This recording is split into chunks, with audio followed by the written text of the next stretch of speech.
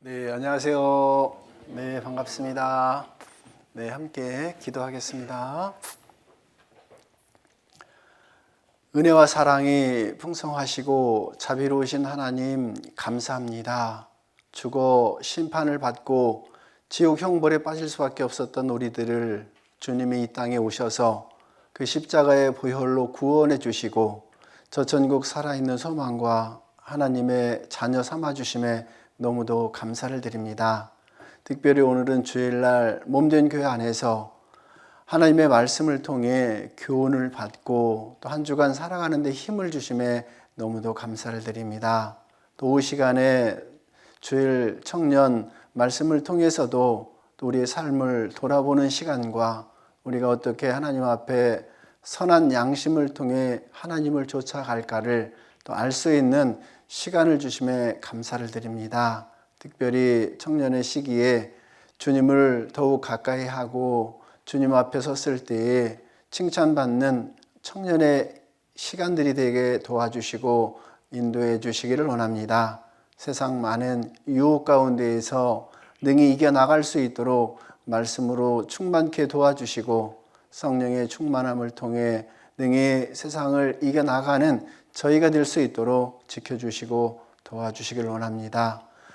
내일부터 있을 많은 교구 집회와 고서 집회, 또 5월 11일부터 있는 대집회, 또 5월 중에 있는 대학부 연합집회, 참으로 많은 곳곳에서 하나님의 말씀이 증거되는 시간들입니다. 주에만에 이뤄진 영혼들을 구원케 하는 일에 더욱 저희들 쓰임받을 수 있도록 지켜주시고 그 집회마다 많은 영혼이 살아나서 하나님께 영광이 되는 큰 시간들로 채워주시고 저희들 함께 동참함을 통해서 하나님 앞에 섰을 때에 영광받는 시간들이 되게 도와주시길 원합니다. 이 시간 온전히 주님께만 의지합니다.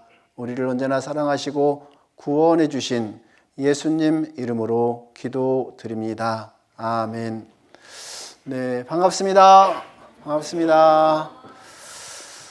식사를 하시고 조금 어려운 시간일 수도 있는데요. 그래도 다행인 게 질의응답이라 아무래도 마음에 이렇게 우리가 질문한 것들을 통해서 좋은 시간보다 힘든 시간보다 궁금한 것들이 좀 풀리는 시간이 되었으면 좋겠습니다.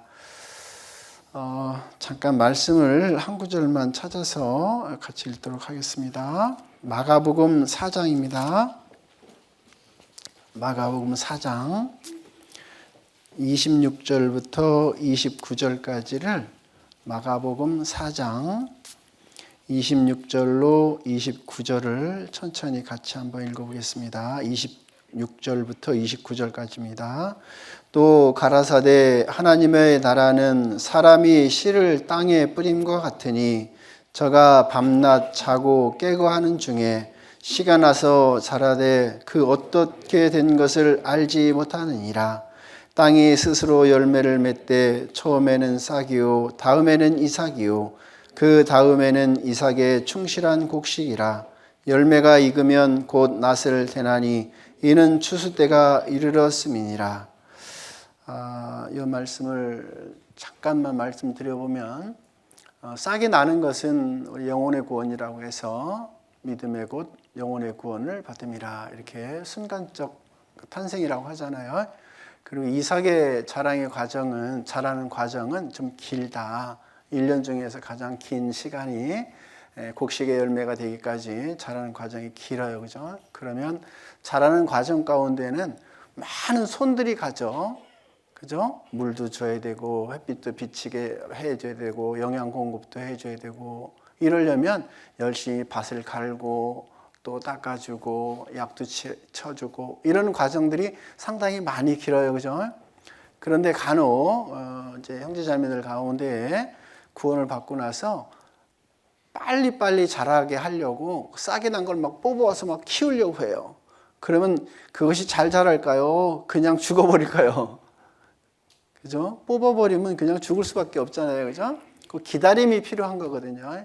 관리의 기다림이 필요한데 그 관리의 기다림을 잘 못 참는 동네가 어디냐면 이쪽 전라남도권이에요.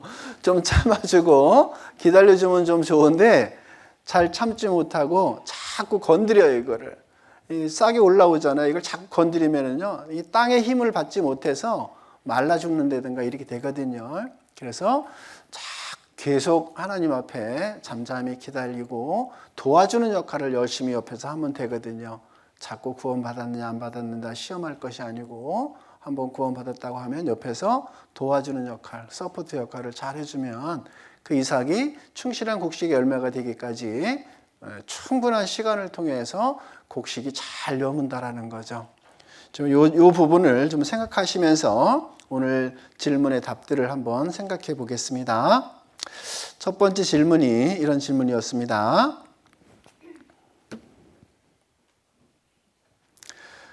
사랑하고 아끼는 친구가 말씀을 듣고 구원은 시인하나, 그렇죠? 구원은 시인하나 그래요.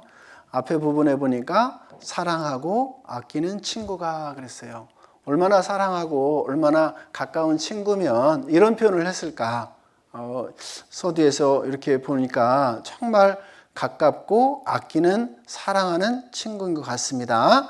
그런데 구원은 시인하나 교제 생활이 되지 못할 때 혹여나 구원이 아닐까 근심하며 지옥에 갈 것을 생각하면 마음이 너무 많이 아프고 매일 눈물이 납니다. 얼마나 사랑하면 이렇게 할까, 그죠? 얼마나 아끼면 친구가 이런 상태인데 자기 마음에 눈물도 나고 얼마나 근심이 될까. 정말 어떻게 보면 찐친 같아요, 그죠? 정말 사랑하는 친구 같습니다. 그래서 눈물도 나는데 이 마음을 어떻게 다스려야 하나요? 라고 얘기를 하고 있습니다. 오늘 4가지의 질문인데요. 시간 안에 잘 조절을 해볼게요.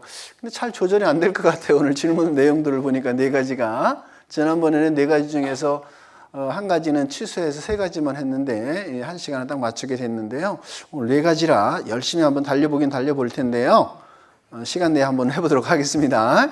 제가 참고한 것은 성경 질의응답 정리를 14년도부터 지금까지 계속 하고 있는 그 수원교회가 있어요. 거기 이제 이게 전도인용이라고 되어 있는데요. 이 책에 보면 홍정희 목사님이 한 1000여 가지를 이렇게 질문한 것을 답해 놓은 책자가 있습니다. 혹이라도 필요하신 분 있으면 얘기하시면 도움을 드릴게요. 그리고 옥스퍼드 성경 원어 주석 성경하고 그리고 이 밑에 보면 호쿠마 주석하고 제미나이도 2군데를 제가 찾아봤어요. 과연 우리 성경에 기록되어 있는 말씀과 어떻게 제미나이는 그것을 설명해 주고 있을까? 저도 나름대로 열심히 답을 알려드리기 위해서 여기저기서 이렇게 찾아봤습니다. 찾아보니까 주로 이제 홍정희 목사님께서 답해 주신 이 내용 갖고 했고요. 또 부분적으로 이 3가지를 갖고 한번 참조를 해봤습니다. 그거를 통해서 답변을 한번 드려볼 테니까요. 한번 들어보시면 좋을 것 같습니다. 첫 번째로 우리가 시인은 하나 이랬어요, 그죠? 구원은 시인은 하나.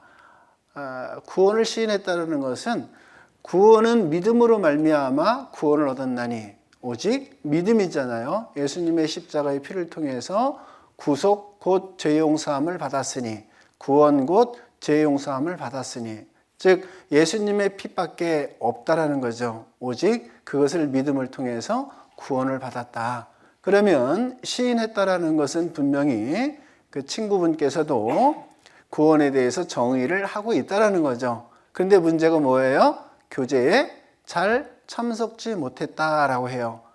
요한일서 5장 9절로 12절에 보면 그리스도를 하나님의 아들로 믿는 자는 그 안에 증거가 있고 믿지 아니하는 자는 하나님을 거짓말하는 자로 만드나니 이 말씀이 있습니다. 그죠? 그리고 12절에서는 예수님을 믿는 자에게는 생명이 있고 예수님을 믿지 않는 자에게는 생명이 없느니라. 위적 판단을 우리는 할 수 있는데 그 내적 판단을 할 수가 없다라는 거예요. 내적 판단은 구원받은 사람과 하나님만이 알 수 있다라고 되어 있지 않습니까? 우리도 또한 어떻게 천국 갈 수 있습니까? 라고 물어봤을 때 많은 증거들을 우리는 설명하잖아요. 그죠? 하나님의 말씀, 성경을 통해서 하나님은 창조주이시고 하나님은 인간의 역사를 다스려 가시면서 증언과 성취함을 통해서 우리에게 증거를 보여주셨고 또 그 증거를 통해서 나는 믿노라라고 해서 천국 갈 수 있습니다. 이렇게 말씀을 드리지 않습니까? 그것처럼 친구가 구원을 시인했다고 하면 좀 기다려주고 좀 참으면서 도와줄 수 있는 역할들을 우리는 하면 된다라고 생각이 됩니다. 그냥 거기서 실망하고 눈물만 흘릴 게 아니고요. 그것을 도와주는 부분들을 그럼 어떻게 할까? 아마 이것을 질문한 것 같아요. 보니까 로마서를 특별히 보면 모든 로마서에는 행위가 아닌 믿음으로라고 되어 있어요. 특별히 로마서 3장을 잘 유의해서 보시면은요, 그리스도를 믿음으로 모든 믿는 자에게 은혜로 값없이 피로 인하여 믿음으로 말미암아 예수 믿는 자를 의롭다 오직 믿음의 법으로니라. 믿음으로 되는 줄 우리가 인정하노라. 믿음으로, 이 말씀들을 계속 반복해서 3장에 보면 말씀하거든요. 율법이 아닌 믿음으로다라고 말씀하고 있습니다. 그러면 그 친구분께서 정말 믿고 있는지 안 믿고 있는지를 확인할 수 있는 것은 상대방이 할 수 있는 건 없잖아요. 저희가 할 수 있는 건 없기 때문에 아마 안타까워하고 있는 거예요. 그죠? 잘 참석하고 교제에 참석하고 말씀 안에 있으면 좀 덜 걱정하고 근심을 하지 않고 눈물도 안 날 텐데 그러지 못하기 때문에 그런 것 같습니다. 그래서 그런 분들에게는 정말 마음 가운데에서 하나님을 더 가까이 할 수 있도록 어떤 환경적 그런 부분들로 도와주시고 또 함께 할 수 있는 부분들을 계속 권유할 수밖에 없죠. 싹이 났다고 생각되면 그 싹이 금방 이삭이 돼서 열매가 되기까지는 시간적 이게 필요하다고 했죠. 그죠? 그러니까 그 시간을 얼마만큼 사람마다 다르다는 거거든요. 기질적으로 어떤 사람은 I형이 있고, 그죠? 어떤 사람은 T형이 있고, 어떤 사람은 E가 있고, 다 다르잖아요. 그죠? 이렇게 다 다른 것처럼 기질적 요소에 따라서 빨리 정말 충실한 곡식이 되기까지 이삭이 되는 사람이 있고, 그러지 않고 시작점이 다르다는 거예요. 시작점이. 그러면 저 친구는 저런 모양으로 살아왔기 때문에 바로 바뀌었으면 좋은데 아직 바뀔 수 있는 시간이 좀 더디구나. 이런 부분들을 생각해 보시면 좋다라고 생각이 됩니다. 그리고 두 번째는 이제 이렇게 말씀을 드릴 수가 있는데요. 여기 보면 예수께서 즉시 손을 내밀어 저를 붙잡으시며 가라사대 믿음이 적은 자여 왜 의심하느냐 하시고, 오히려 내 믿음이 적어서 그럴까도 생각을 해봐야 되는 거예요. 분명히 구원을 시인했는데 그 사람의 믿음이 확실치 않은지 그런지는 좀 시간을 통해서 조금 더 보시면 좋을 것 같고, 내 믿음이 조바심이 생겨서 내 믿음이 부족해서 그럴 수도 있다라는 거예요. 베드로가 예수님이 오셨을 때 그 물가를 바다를 걸을 때 처음에는 예수님을 봤지만 나중에는 바다를 보면서 세상을 보면서 빠져들어갔잖아요. 그죠? 이것처럼 누구를 통해서 우리는 믿음을 갖고 의지해 나갈까? 이것이 조금 더 생각을 해봐야 될 문제라는 겁니다. 여기도 그러잖아요. 내가 진실로 너희에게 이르노니 누구든지 이 산더러 들려 바다에 던지오라 하며 그 말하는 것이 이룰 줄 믿고 마음에 의심치 아니하면 그대로 되리라. 산을 바다에, 뽕나무를 바다에. 두 가지 말씀이 있지 않습니까? 이것처럼 또 한 군데에서는 이 산을 저리로 옮기라 하면 옮겨올 것이요. 그러니까 믿음이 얼마만큼 나에게 있느냐를 우리 스스로도 하나님 앞에 또 살펴보고 더욱 하나님 앞에 간구하는 마음이 더 필요하지 않을까라고 생각을 해봅니다. 또 세 번째는 이제 두 가지를 생각해야 되는데요. 하나는 하나님께서 주시고자 하는 것이 있고, 그리고 그 주시고자 하는 것을 얻기 위해서는 우리가 또 이렇게 해야 된다라는 부분을 베드로후서 1장의 말씀을 하고 있거든요. 여기 그 6절까지는 이렇게 하나님이 주신 거에 대해서 하라. 그러니까 10절에 한번 같이 읽어보겠습니다. 10절은 그러므로 형제들아 더욱 힘써 너희 부르심과 택하심을 굳게 하라. 너희가 이것을 행한즉 언제든지 실족치 아니하리라. 말씀처럼 그 친구분을 어떻게 도와줄 것인가를 통해서 먼저 나 자신부터 정말 이런 모습 가운데 내가 살아가고 있어야 된다는 거예요. 그래야 내가 힘이 있어야 그 친구분도 건질 수가 있잖아요. 그죠? 구원받지 않았다면, 또 구원받았다면 내가 힘이 있어야 또 이끌어주는데 부족함이 없겠지 않습니까? 그렇게 된다면 결국은 형제들아 더욱 힘써 너희 부르심과 택하심을 굳게 하라. 굳게 하라라고 말씀하신 것처럼 무엇을 통해서 굳게 하느냐? 여기 보면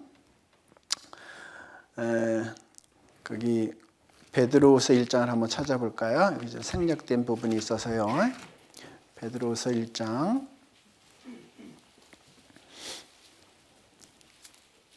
5절부터 7절까지 제가 읽어드리겠습니다. 베드로후서 1장 5절로 7절입니다. 이러므로 너희가 더욱 힘써 너희 믿음의 덕을, 덕의 지식을, 지식의 절제를, 절제의 인내를, 인내의 경건을, 경건의 형제 우애를, 형제 우애의 사랑을 공급하라. 이런 부분들을 우리가 해야 되는 부분들을 분명히 설명하고 있거든요. 그리고 그 앞에 4절에서는 보배로운 약속을 주셨는데 그것이 우리가 신의 성품에 참여하게 되는 것. 그죠? 우리를 하나님께서 신의 성품에, 같은 성품에 참여하게 하기 위해서 우리를 구원하셨다라고 말씀을 하고 있거든요. 그러니까 우리는 얼마나 위대한 사람인가, 얼마나 존귀한 사람인가, 그것을 먼저 말씀하시고 그렇게 되기까지 해야 할 일들이 있고 그것을 통해서 힘써 더욱 해야 할 것을 말씀하고 있는 겁니다. 그래서 우리 자신부터 먼저 더 굳게 세우는 일을 해야겠다라고 생각이 됩니다. 이렇게 질문 1을 이제 했습니다. 질문 2. 혹여라도 조금 더 부족한 부분들, 필요한 부분들이 있다면 고린도후서 13장 5절에 보면 어떤 말씀이 있죠? 그 믿음에 있는가 너희 자신을 시험하고 확증하라. 그 친구분께서 정말 믿음에 있는가 시험하고 확증하라. 이 부분을 계속 이렇게 교제 가운데에 또는 그분의 삶 가운데에 그것을 볼 수 있는 시간들을 좀 줬으면 좋겠다라는 거거든요. 그럼 데살로니가전서 2장 13절에 보면 우리가 항상 하나님께 감사하는 것이 있는데 그 감사하는 것을 얻기 위해서는 무엇을 해야 되느냐? 하나님의 말씀으로 받으니 진실로 그러하도다. 하나님의 말씀을 받을 때 진짜 하나님이 계신다는 것을 마음에 믿을 때에 하나님께서 그것을 진짜로 그렇게 주시겠다는 말씀이 있거든요. 체험적, 경험적으로다가 하나님의 살아계심과 하나님의 역사하심을 볼 수 있는 어떤 기회가 된다면 그 친구분에게도 좋은 시간이 된다라고 생각이 됩니다.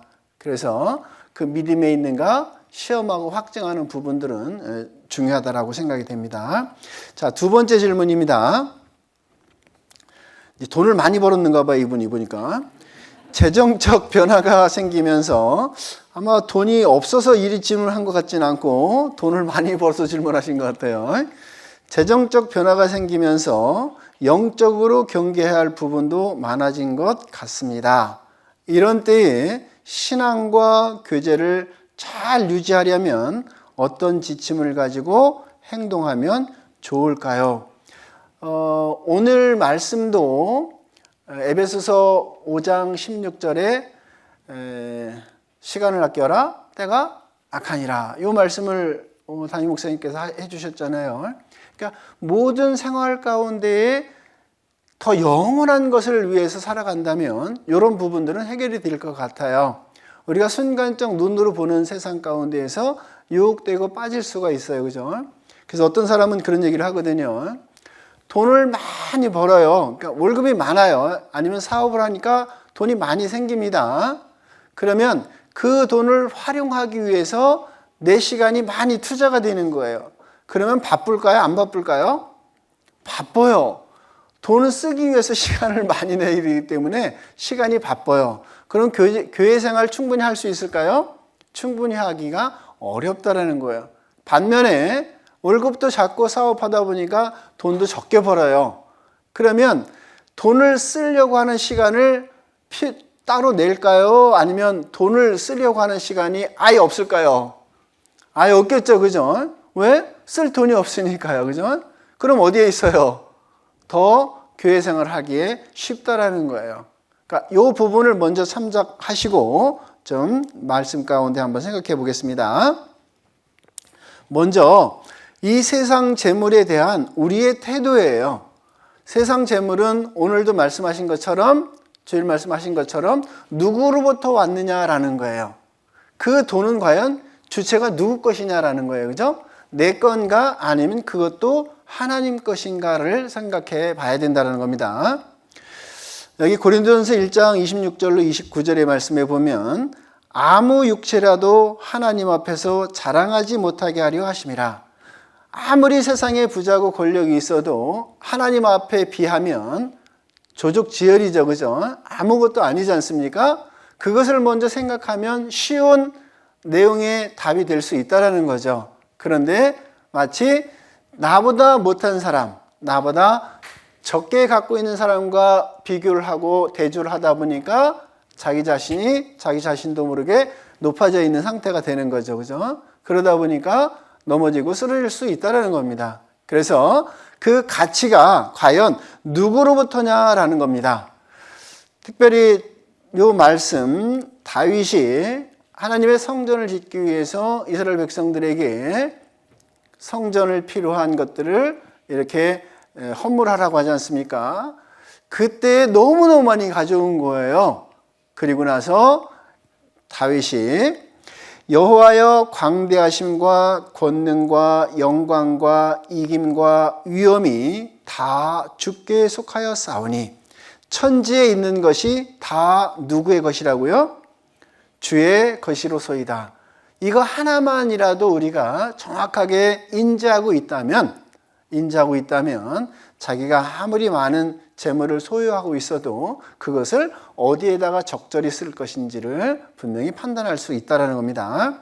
그러면서 여호와여 주권도 주께 속하였사오니 주는 높으사 만유의 머리심이니이다. 부와 귀가 주께로 말미암고 또 주는 만유의 주제가 되사 손에 권세와 능력이 있사오니 같이 한번 읽어보겠습니다. 모든 자를 크게 하심과 강하게 하심이 주의 손에 있나이다. 결국 많은 재물도 누구로부터 왔느냐? 그러면 하나님으로부터 왔다라고 생각이 된다면 하나님께 감사하고 하나님께 돌릴 수 있는 마음에 충분한 여유가 생기겠죠. 그죠? 이런 마음을 먼저 가지시면 되겠다라는 겁니다. 자, 그리고 하나님이 보시는 재물과 우리가 보는 재물을 이렇게 또 나눠볼 수가 있습니다. 하나님이 보시는 세상의 재물을 어떻게 하나님은 생각하고 계시는가? 분명히 두 주인을 섬길 수 없다라고 말씀하셨어요. 하나님과 재물을 같이 동시에 섬길 수 없다. 그러죠? 하나님과 재물을 겸하여 섬기지 못하느니라. 누구를 더 중요시 생각하는 겁니까? 하나님 자신을 더 중요하게 생각하고 있다는 겁니다. 그리고 우리에게 말씀하시기를 오늘 말씀을 배우신 것처럼 불의의 재물로 친구를 사귀라. 불의의 재물이라고 말씀했는데요. 재물을 보니까요. 원어에는 두 가지로 해석이 되고 있는데 하나는 마모나스라고 원어에 보면 마모나스라고 재물이 되어 있는데요. 그것이 영어로다 음역하면서 마몬으로 바뀌었어요. 근데 이 마몬은 보니까 돈귀신이라는 것으로 사용을 하고 있더라고요. 돈귀신. 그러니까 재물을 올바른 재물이 아닌 잘못된 재물로다가 여겨왔던 거예요. 마치 돈이 많고 재물이 많은 사람은 못된 사람이다. 이것과 연관시켰던 내용들이 그 예수님 시대에 있었던 거예요. 그래서 불의의 제물이다 이렇게 설명을 하고 있는데요. 왜 그러면 그 불의의 제물로 친구를 삼으라 라고 했는데 제물이 있어야 된다는 거예요? 없어야 된다는 거예요? 있어야 된다는 거잖아요. 그죠? 결국은 친구를 삼으라는 것은 구원받게 하라라는 말씀인데 구원받게 하려면 뭐가 있어야 된다? 제물이 있어야 된다라는 거예요. 그래서 이 제물은 우리에게 꼭 필요한 거기 때문에 열심히 버려야 되는데 그것을 이렇게 말씀하고 있는 겁니다. 지극히 작은 것에 충성된 자는 큰 것에도 충성되고 지극히 작은 것에 불의한 자는 큰 것에도 불의하니라. 너희가 만일 불의한 제물에 충성치 아니하면 누가 참된 것으로 너희에게 맡기겠느냐 이 말씀을 하셨잖아요. 제물은 우리에게 너무도 소중한 거예요. 너무도 중요한 거예요. 그죠? 그런데 그것을 마치 잘못된 수단과 방법으로다가 제물을 구하라? 이것은 아니라는 거예요. 그럴까요? 아니라는 거예요. 그죠? 예를 들면 어떤 교회의 소속 교회들은 정말 잘못된 것으로 사용하기 위해서 식구들에게 판매를 강요하고 또 식구들에게 어떤 것을 제품을 만들어서 판매를 해서 교회에다가 돌리게 하고 이런 부분들이 분명히 있는데 그 교회로 돌려서 교회의 목적으로 하나님의 목적으로 사용하는 것이 아니고 사리사욕, 개인의 욕심으로 사용하고 있는 것 이것들이 잘못된 제물이라는 거죠. 그런데 하나님을 위해서 하나님께 드리고자 하는 것들이 아닌 다른 제물은 분명히 하나님이 연락하지 않는다라고 되어 있거든요. 여기 보면 그렇게 말씀하고 있는 내용이 여기 있습니다. 이런 말씀이 있습니다. 창기의 번 돈과 개 같은 자의 소득은 아무 서원하는 일로든지 네 하나님 여호와의 전에 가져오지 말라 그랬어요. 이것은 하나님 앞에 가증한 것이다. 그러니까 하나님은 수단과 방법으로 재물을 모으라 이런 뜻이 아니라는 거죠. 그죠? 하나님께 귀하게 쓰임받게 하기 위한 돈으로 분명히 하나님은 모으라는 뜻으로 이렇게 말씀하고 있는 겁니다. 그러니까 불의의 재물이라는 것이 결국 세상의 재물을 얘기하고 있는데요. 그 재물을 어떻게 하라고 했습니까? 충성해야 된다, 모으는데도. 그래서 열심히 사회생활을 하기를 권고하고 있다는 겁니다. 그러니까 재물을 많이 모은 이 분이 질문한 것은 재물을 많이 모았어요. 잘한 거예요? 못한 거예요? 모았다라는 건 잘한 거예요. 그죠? 어떻게 모았는지는 설명되지 않았으니까 아마 열심히 생활해서 모았다라고 평가한다면 잘 모았다는 겁니다. 그리고 조심해야 될 부분들을 또 이렇게 설명할 수가 있습니다. 부자는 천국에 들어가기가 어려우니라. 그런 이제 구원받은 형제나 또 자매이기 때문에 여기까지는 문제가 되지 않죠. 그죠? 그런데 세상 가운데 사는 사람들이 문제가 되는 거겠죠. 약대가 바늘기로 들어가는 것이 부자가 하나님의 나라에 들어가는 것보다 쉬우니라. 약대 낙타가 어떻게 바늘기로 요만한 바늘기로 들어갈 수 있겠습니까? 들어갈 수 없다는 뜻이잖아요. 그죠? 부자도 결국은 천국에 갈 수 없다. 얼마나 어려우냐 부자가. 왜요? 세상의 재물을 가지고 심령이 가난한 자는 이렇게 되어야 되는데 세상의 부자 가운데에서 심령이 얼마나 가난해질까라는 거예요. 가난해질 수가 없기 때문에 천국에 들어갈 수 없다라는 거예요. 하나님이 보시는 이 재물에 대한 관점은 이렇다는 겁니다. 두 번째, 그러면 우리가 생각하는 그 재물에 대한 마음가짐은 첫 번째로 이런 마음이 있어야 된다라는 겁니다. 많이 번 것을 갖고 지족하는 마음이 있어야 된다. 부하려 하는 자들은 시험과 올무와 여러 가지 어리석고 해로운 정욕에 떨어지나니 곧 사람으로 침륜과 멸망에 빠지게 하는 것이라. 여기까지만 보더라도 지족하지 못한다면 그 질문하신 그 분께서 이런 상황이 올 수 있다는 거죠. 시험과 올무가 침륜과 멸망이 올 수도 있다는 거죠. 그래서 우리가 생각하는 그 재물을 돈을 사랑함이 일만하게 뿌리가 되나니 이것을 사모하는 자들이 미혹을 받아 믿음에서 떠나 많은 근심으로써 자기를 찔렀도다. 결국 질문하는 의도를 통해서 그분은 벌써 하나님께 마음이 온 거예요. 질문했다라는 자체만 하더라도. 그러니까 분명히 질문하면서 답도 얻었으리라 생각이 됩니다. 이런 디모데전서 6장에 있는 이 말씀을 아마도 충분히 이해하고 벗어나지 않았을까라고 생각이 됩니다. 분명히 지적하는 것을 통해서 누구에게 드려야 될까를 지금 생각하고 있으리라 생각이 됩니다. 두 번째 마음가짐은 기록한 바 저가 흩어 가난한 자들에게 주었으니 그의 의가 영원토록 있느니라 함과 같으니라. 같이 읽어보겠습니다. 심는 자에게 씨와 먹을 양식을 주시는 이가 너희 심을 것을 주사 풍성하게 하시고 너의 의의 열매를 더하게 하시리라.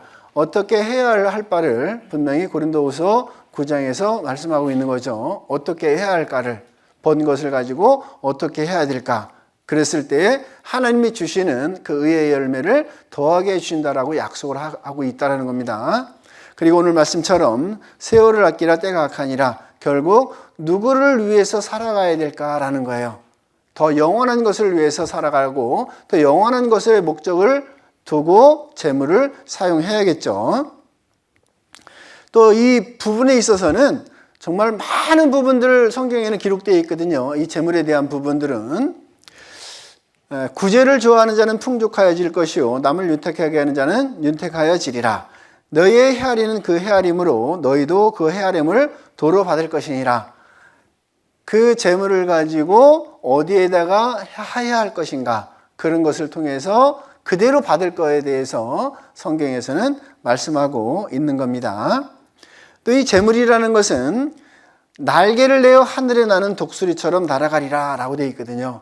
정말 버는 것도 하나님이 벌게 하시면 너무 간단하고, 또 그것을 다 허비하는 것도 하나님이 하시면 순식간에 불어버리겠다라고도 말씀하셨잖아요. 그죠? 그렇게 하실 수도 있는 분이 하나님이라는 것을 잘 깨닫고 사용처를 잘 주관해서 하시면 좋을 것 같습니다. 그리고 돈은 범사에 응용이 되니라. 돈이 필요해요? 필요치 않아요? 필요한 거예요. 그죠? 반드시 재물은 필요하기 때문에 그 모은 것을 하나님 앞에 어떻게 사용하는 것은 또 더 중요하겠죠. 그래서 열심히 하나님 앞에 재물을 위해서도 우리는 열심히 생활을 해야 됩니다. 자, 세 번째, 가까운 친척 중에, 여기 보면 가까운 친척 중에 교회 안에서 봉사도 하며 열심히 신앙생활을 하다가 참 열심히 했던 것 같습니다. 그런데 문제가 생겼죠. 가까운 성도님과 전도인에게 그것도 몇 차례예요? 여러 차례. 참 어떤 모습으로 살아가는지 잘 모르겠어요.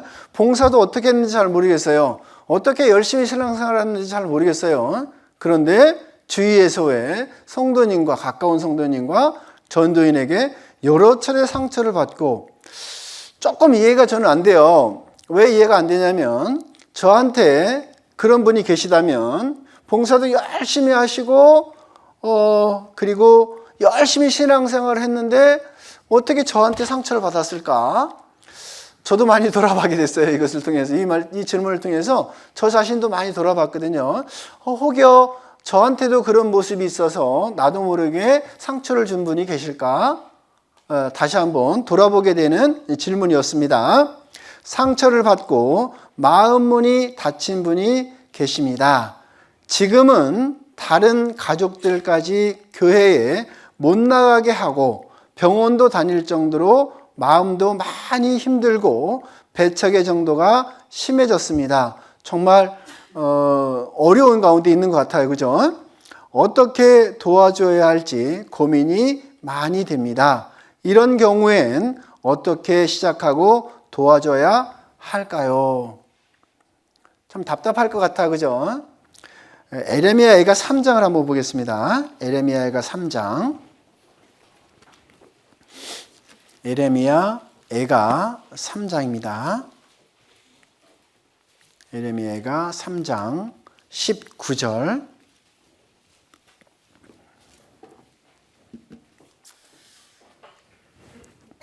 예레미야애가 3장 19절입니다.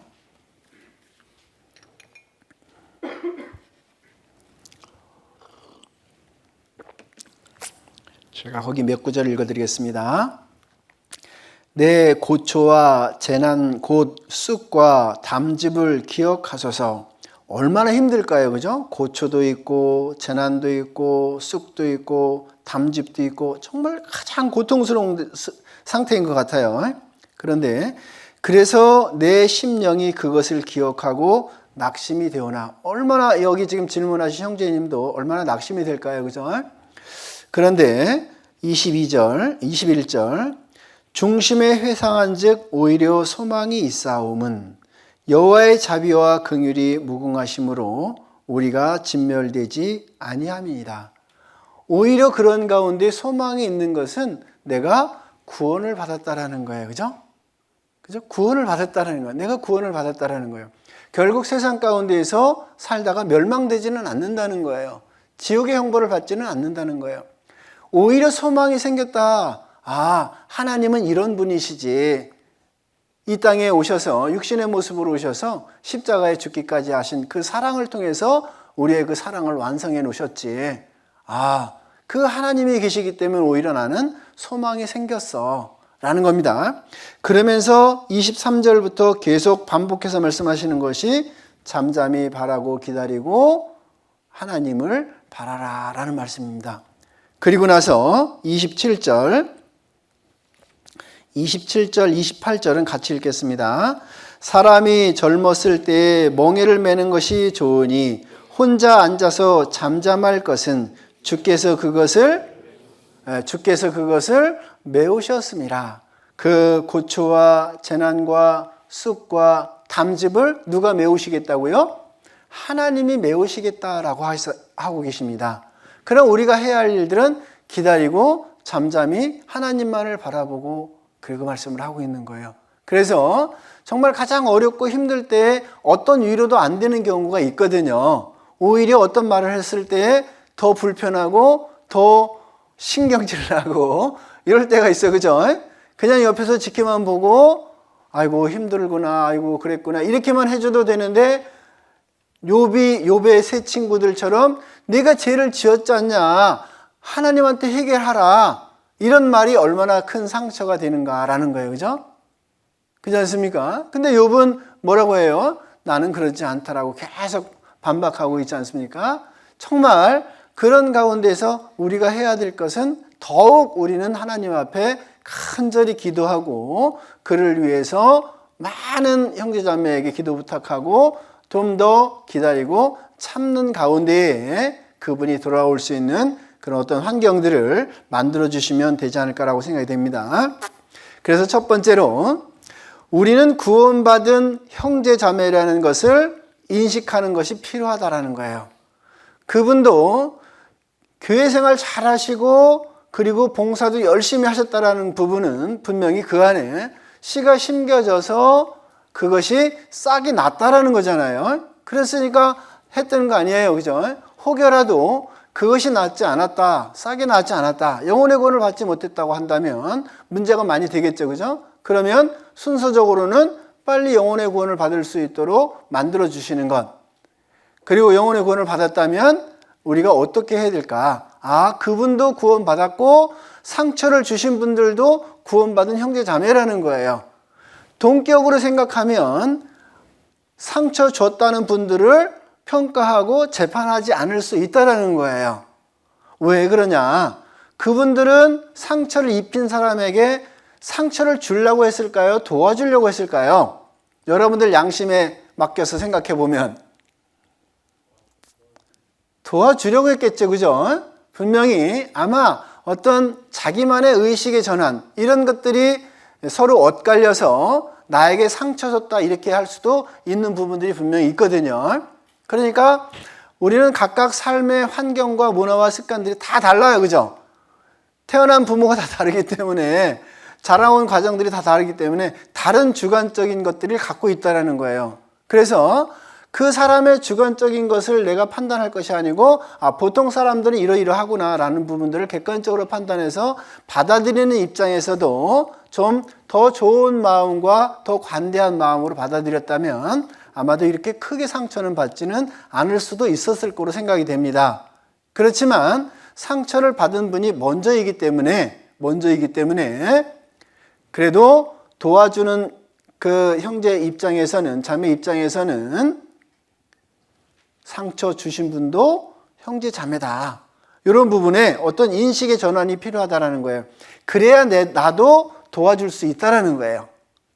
그런데 그런 인식의 전환이 되지 않으면 가서 뭐라고 할까요? 똑같이 비판하고 똑같이 판단하고 그러게 되겠죠. 그죠? 이런 부분들이 먼저 필요하고, 요한복음 14장 27절에 보면 우리에게 주시고자 하는 것은 평안이다라는 거예요.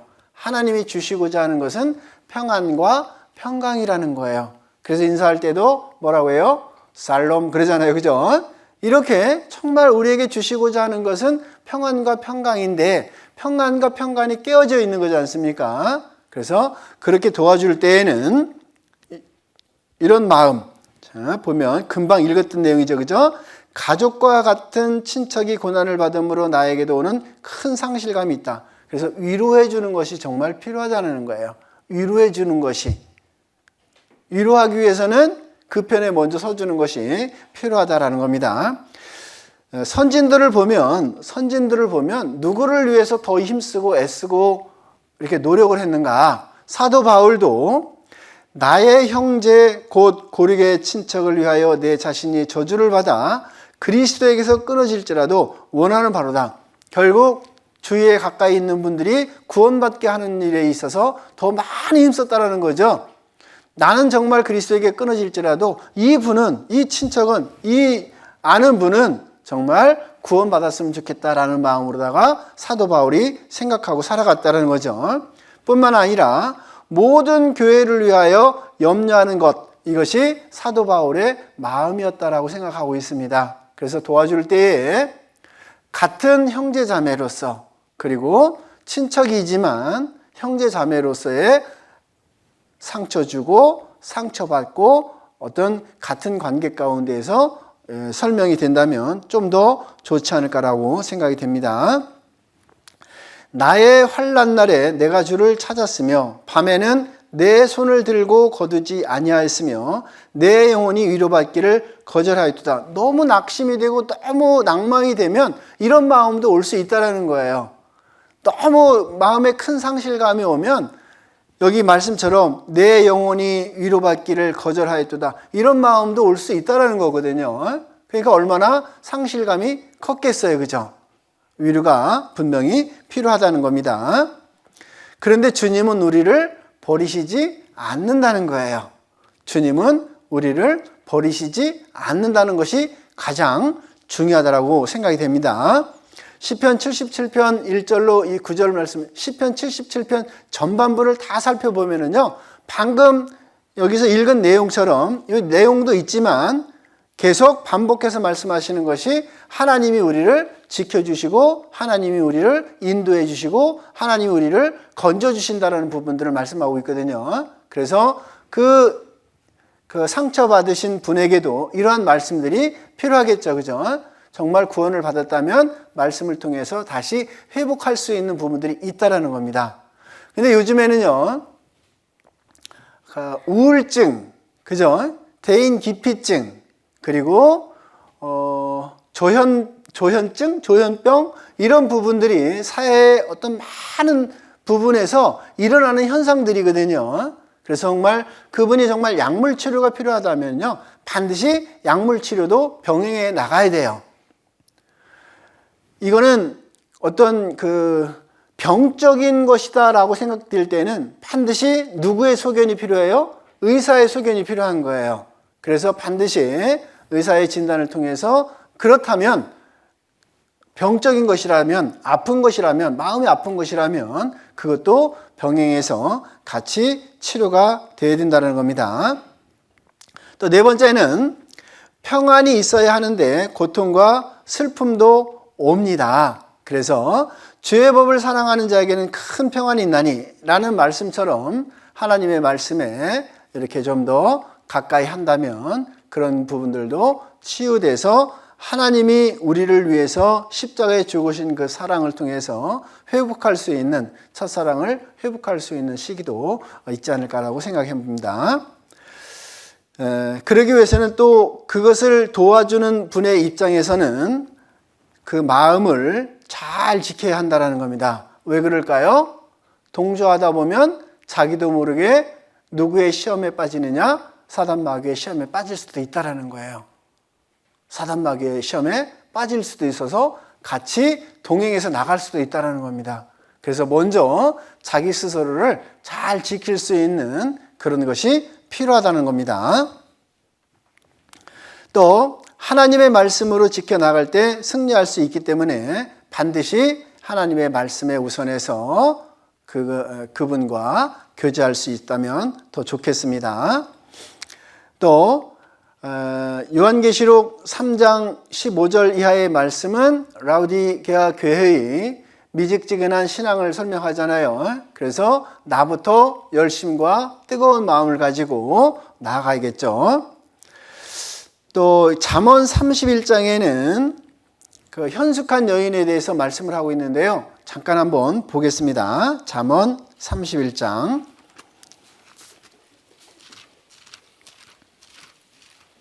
이런 생활을 하면 어떨까라고 생각이 됩니다.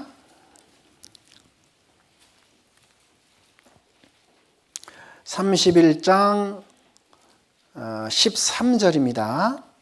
31장 13절, 잠언 31장 13절. 그는 양털과 삼을 구하여 부지런히 손으로 일하며 상고의 배와 같아서 먼 데서 양식을 가져오며 밤이 새기 전에 일어나서 그 집사람에게 식물을 나눠주며 여종에게 일을 정하여 맡기고 밭을 간품하여 사며 그 손으로 번 것을 가지고 포도원을 삼으며 힘으로 허리를 묶으며 그 발을 강하게 하며 자기의 무역하는 것이 이로운 줄을 깨닫고 밤에 등불을 끄지 아니하고 손으로 손뭉치를 들고 손가락으로 가락을 잡으며 그는 간곤한 자에게 손을 펴며 궁핍한 자를 위하여 손을 내밀며. 얼마나 열심히 생활해요, 그죠? 왜 그렇게 열심히 생활하냐? 25절은 한 구절만 같이 읽겠습니다. 능력과 존귀로 옷을 삼으며 후일을 웃으며. 그러니까 얼마나 열심히 교회 생활도 할 수 있잖아요, 그죠? 이 현숙한 여인처럼 정말 그렇게 열심히 우리가 생활하고 있다면 그것을 생활을 통해서 앞으로의 우리가 웃을 일, 그것을 통해서 생각해 본다면 여기에 지금 정말 상실감이 큰 이 분에게도 많은 은혜와 도움이 되지 않을까 생각해 보게 됩니다. 어쨌든 그렇게 어려운 가운데 있는 분에게는 위로가 필요하겠죠, 그죠? 먼저 아까 에레미야가 3장 말씀처럼 위로와 그리고 하나님이 메워주실 것, 고난과 고초와 환난과 어려움과 이런 부분들을 내가 해야 될 것도 있겠지만 내가 하는 것보다도 하나님이 치유의 손길을 어루만져 주신다면 라파의 하나님, 그죠? 위로하시는 하나님도 계시고 또 치료하시는 하나님도 계시기 때문에 그 하나님께 전적으로 더 의지하는 것이 필요하다라는 겁니다. 자, 마지막 네 번째 질문. 저 이 질문을 받고서요. 야, 이런 질문도 있네. 되게 고민을 많이 했습니다. 그래서 이 질문 때문에 재미나이도 제가 열심히 한번 찾아봤어요. 과연 이 질문에 대한 대답을 재미나이는 어떻게 할까? 그리고 앞선 분들의 여러분에게 제가 한번 물어봤어요. 그 가운데 제일 명쾌하게 대답을 얻은 분이 홍정현 목사님 말씀이었어요. 홍정현 목사님은 그런 말씀 성경에 없어요. 이거였어요.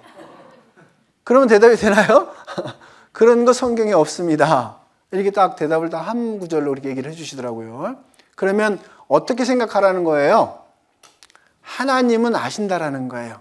무슨 지파를? 12지파를. 그죠? 왜 성경에 기록해놨을까요? 하나님은 아시기 때문에 기록해놨다라는 거예요. 하나님은 아시기 때문에 12지파가 누구라는 걸 다 아시기 때문에 성경에 기록해 놓고 누가 데려갈 것을 말씀하시는 거예요? 하나님이 데려갈 걸 말씀하시는 겁니다. 그리고 거기서도 똑같이 7년 환난 가운데서 똑같이 회개하고 복음을 받아들여야 되는 거예요. 그죠? 그리스도를 인정해야 된다고 했지 않습니까? 용역표를 받지 않는 조건이 뭐예요? 스스로 나는 그리스도인이다. 돌이키고 믿음을 통해서 순교자를 설명하고 있는 거지 않습니까? 근데 가서 국적만 바꾼다고 될 일이 아닌 거예요, 이거는요. 그죠? 국적만 바꿨어. 그런데 내가 회개도 하지도 않고 순교도 되지 않아. 믿음도 갖지 않아. 그런 사람 데려갈까요? 그렇지 않다라는 겁니다. 그죠? 그래서 반드시 여기 국적 바꾸는 거에 대해서 말씀을 해주셨는데, 이 지금의 이스라엘의 백성이 되기 위한 조건들이 있더라고요. 보니까 이 조건들이 이렇게 되어 있습니다. 오늘날 누가 유대인인가? 실질적으로 거기 사는 사람들 가운데서도 혈연적 공동체와 신앙적 공동체로 결합된 이스라엘 사람들을 이렇게 두 가지로 설명을 하고 있더라고요. 지금도 보니까 이거는 성경에 기록되어 있는 것이 아니고 그들의 지금의 이스라엘 사람들을 설명하는 거예요. 그런데 거기에 세 가지로 구분해 놨는데요. 첫 번째는 전통적 종교적 조건이 맞아야 되는데 목의 혈통을 그들은 해요. 그러니까 어머니의 혈통으로 태어난 자를 일단은 첫 번째가 조건이 이스라엘 사람이다. 그리고 두 번째는 그래도 자기 유대교로 개종하지 않으면 안 된다라는 조건이 있어요. 유대교로 개종을 해야 된다라는 부분을 설명하고 있습니다. 크게 두 번째는 국가적 법적 조건인데요. 돌아오는 조건을 조부모, 그러니까 할아버지, 할머니까지 이제 연결되어 있는 거예요. 할머니, 할아버지 중에 최소 한 명만 유대인이면 이스라엘에 귀환권을 주는데 제한사항이 있습니다. 여기서도 똑같이 타 종교는 되지 않는다 이렇게 돼 있어요. 유대교만 이스라엘 사람이다 이렇게 합니다. 그러면 하나님은 이스라엘 사람을 어떻게 이렇게 책정했을까요? 어떻게 책정했을까요? 이렇게 책정하지 않았다라는 거잖아요. 그죠? 야곱의 아들 12지파 이렇게 돼 있잖아요. 그죠? 지금 사람과 사람 사이에서 3명만 이렇게 건너가잖아요. 그럼 전 세계 사람을 다 알 수 있대요. 그러면 지금부터 BC 4300년 전에 아브라함을 통해서 하나님이 아브라함을 선택해서 그 아브라함이 이삭을 낳고 이삭이 야곱을 낳아서 야곱 때부터 따진다면 지금부터 한 4000년 전인데 그 4000년 전에 이스라엘 백성들이 지금 전 세계에 모든 사람이 이스라엘 사람이다라고 해도 우리는 구분할 수가 없다는 거예요. 구분하기가 그렇게 쉽지 않다라는 겁니다. 안 그래요? 그렇지 않아요. 그죠? 그런데 사람의 생각으로 그걸 판단할 수 있을까라는 거예요. 할 수 없다는 게 맞다는 거예요. 그러니까 이스라엘 사람들도 스스로 유대인을 구분하기 위해서 이런 조건들을 세우고 있잖아요. 자기들도 이스라엘 사람이 누군지 확실치가 않은 거예요. 그러니까 이런 조건을 통해서 이 사람들이 지금은 유대인이다. 우리는 그렇게 하겠다라는 거예요. 그리고 세 번째는 역사적, 문화적 정체성인데요. 공통의 역사의식과 언어와 문화를 통해서 자기들은 유대인이다라는 부분들을 구분하겠다라고 이야기를 하고 있습니다. 그래서 요거는 지금의 유대인을 구분하는 조건들을 자기들이 스스로 만든 겁니다. 이것을 통해서 잠깐 한번 살펴볼게요. 성경은 억지로 풀면 될까요? 안 될까요? 안 되겠죠. 그죠? 말씀 안에서 말씀을 통해서 답을 얻어야 되는데 민족을 바꿨다고 해서 내가 이스라엘 백성으로 이거를 바꿨다고 해서 유대인이 되느냐? 그 문제는 성경에 없다라는 부분입니다. 더하거나 제하지 말라. 또 고린도전서 4장 6절에는 형제들아 내가 너희를 위하여 이 일에 나와 아볼로를 가지고 본을 보였으니 이는 너희로 하여금 기록한 말씀 밖에 넘어가지 말라. 왜 그럴까요? 우리가 교만한 마음과 사단 마귀를 통해서 마음이 빼앗겨서 우리도 넘어질까 조심하라는 뜻이죠. 제가 이 구분을 해봤습니다. 요한계시록과 창세기와 에스겔서에 이 12지파들이 기록이 되어 있는데요. 어디에는 어느 지파가 있고 어디에는 어느 지파가 없고 이런 부분들이 구분이 되어 있습니다. 여기 요한계시록에는 잘 아는 것처럼 단지파가 기록되지 않았어요. 에스겔서에서는 레위지파가 제외되어 있습니다. 땅을 분배받을 때. 그러니까 그러면 이런 지파들은 과연 하나님이 보시는 지파는 어느 지파가 맞느냐? 그럼 이런 지파는 12지파에 들어가 있지 않는데 그런 지파들은 어떻게 할 것인가? 이런 것도 묻는다면 성경을 통해서만 우리는 답을 드릴 수가 있다는 거죠. 그리고 누가복음 2장 36절로 37절에 보면 여기 누가 나오느냐면 안나가 나오는데요. 지파가 구분이 되고 나서 2000년이 흐른 거예요. 그죠? 2000년이 흐르는 예수님이 나오실 때, 태어나실 때에 이 안나를 정확하게 아셀 지파 바누엘의 딸 그래요. 안나는 아셀 지파다 그래요. 2000년 동안 어떻게 그 지파를 보존하고 왔을까? 너무너무 신기하잖아요. 그죠? 하나님은 특별하게 그 지파를 다 알고 계신다라는 것. 이런 부분들을 참조하시면 좋지 않을까라고 생각이 됩니다. 굳이 왜 아셀 지파 안나라고 설명했을까요? 그죠? 왜 아셀 지파 안나를 설명하고 있을까요? 분명히 하나님은 그 지파별로 12지파를 통해서 14만 4천이 구원받는 부분들을 분명히 말씀하신 것처럼 하나님의 방법을 통해서 구원받게 하실 것에 대해서는 확실하다는 겁니다. 많은 구약의 성경을 통해서 하나님이 하신다는 부분들을 설명하고 있어요. 하나님이 하시겠다고. 여기도 너희를 일일이 모으시리니 누가요? 여호와 하나님께서 그 날에 큰 나팔을 울려 불리니 그때 하나님께서 일일이 모으시겠다라고 약속을 하셨고 그날 그때에는 내가 나의 남긴 자를 용서할 것이니라. 이렇게 누가 그걸 하실 것이냐? 하나님이 하실 것이다. 그런데 우리 스스로 우리가 그것을 생각한다면 잘못된 미궁에 빠질 수도 있고 잘못된 미혹될 수 있는 그런 상황이 올 수 있다는 겁니다. 그래서 질문하신 의도는 저는 너무너무 고맙더라고요. 이렇게 질문해서 이렇게도 또 질문 내용이 나올 수 있네. 그래서 한 번 더 공부할 수 있는 시간을 가져서 너무 좋은 것 같습니다.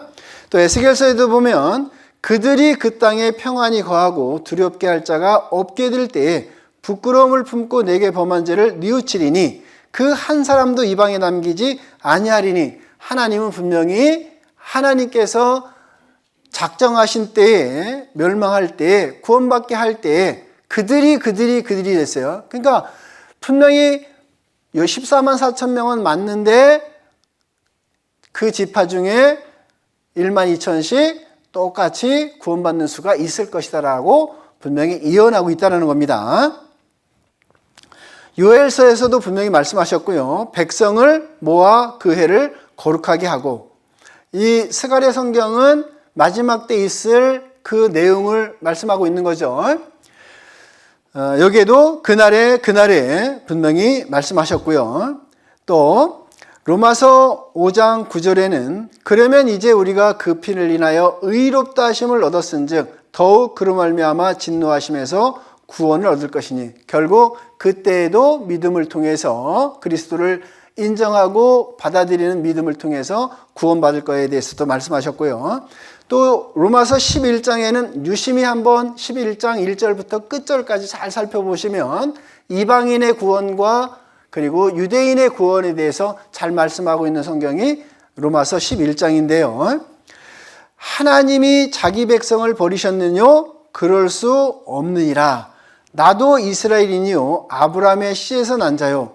여기 분명히 말씀하고 있는 사도 바울도 스스로를 이렇게 설명하고 있는 거예요. 그러면서 그런즉 이와 같이 이제도 은혜로 택하심을 따라 남은 자가 되었느니라 라고 하시면서 그 구원의 비밀은 이방인의 충만한 수가 들어오기까지 이스라엘의 더러는 완악하게 될 것이라. 지금의 상태가 정확하잖아요.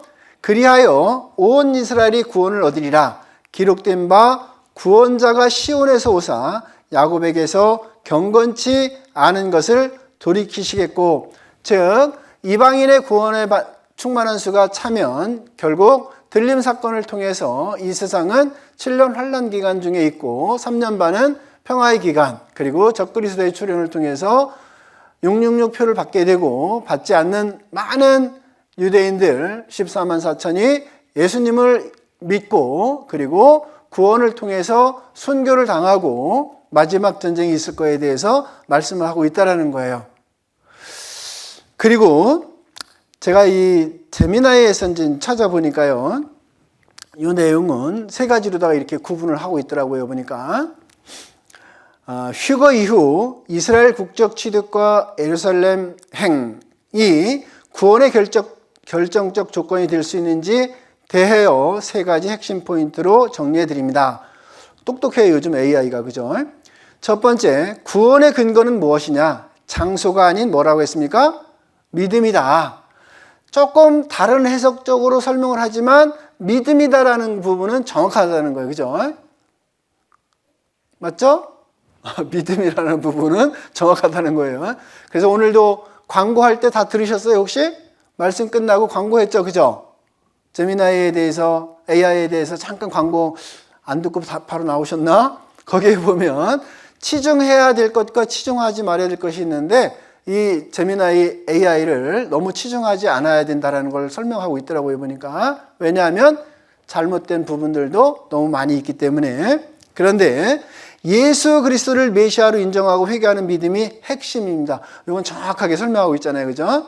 받아들일 것은 성경과 일치하는 부분들은 또 이해하기 쉽게 설명이 되어 있기 때문에, 그러면서 여기서도 로마서 11장을 설명하고 있거든요. 또 두 번째는 예루살렘의 상황, 가장 위험한 장소, 그러면서 그 예루살렘에 대해서도 이렇게 설명을 하고 있는데 그런 부분들도 또 참조가 되더라고요. 그리고 여기 세 번째는요, 행정적 절차, 영적 결단대, 행정적 절차, 이렇게 설명하고 있는데요.